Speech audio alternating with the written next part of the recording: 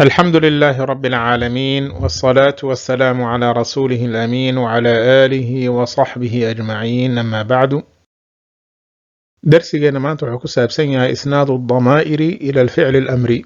intaana marka jadwalka aan sharxin, waxaan rabaa marka inaan ku xasuusiyo qaabka looga keenayo ficilka amarka min alficl المضارع. marka haddaan dib kuu xasuusiyo siyaaqatu الفعل الأمري waa saddexdan tilaabo. midda koowaad, xarfu lmudaaracaha ayaa meesha ka xadfaysaa.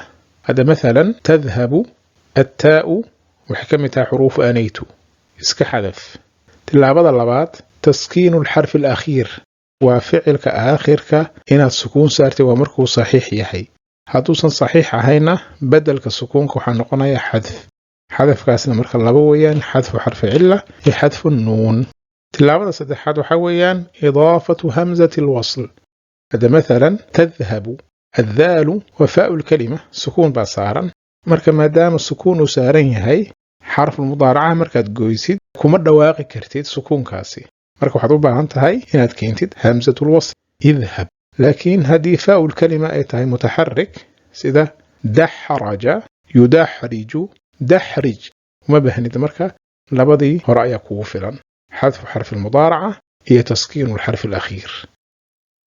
ficilka amarka mukhaatab kaliya lagu keenaa, qofkaas horjeeda baad amri kartaa ma ogtahay. ama almutakallim qofka asaga isma amri karo.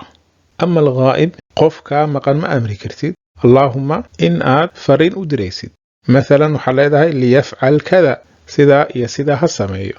amar ma ahane waa fariin amar wadata, wuxuuna ka mid yahay min almudaaric. oo waxaa leedahay liyafcal kada, laamtaas waxaa loo yaqaan laamul amar, mudaaricna gashaa.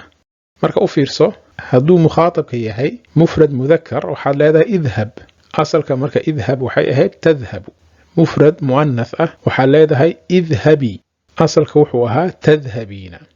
haddii aad amraysid laba qof oo ku hortaagan, ama ha noqdaan mudakar ama muannath ama ha isku dhex jiraan, waxaad leedahay idhaba. asalka wuxuu ahaa tadhabaani.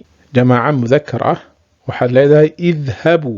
طيب haddii aad la khitaabaysid jamaaca muannath ah waxaad leedahay idhabna. asalkeedana wuxuu ahaa tadhabna.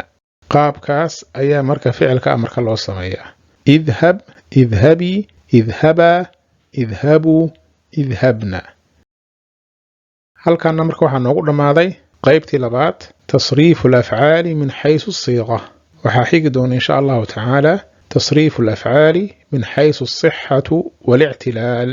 ficilka markii loo qaybiyo ilaa saxiixin wa muctal. هذا وبالله توفيق، وصلى اللهم على نبينا محمد وعلى آله وصحبه وسلم تسليما كثيرا.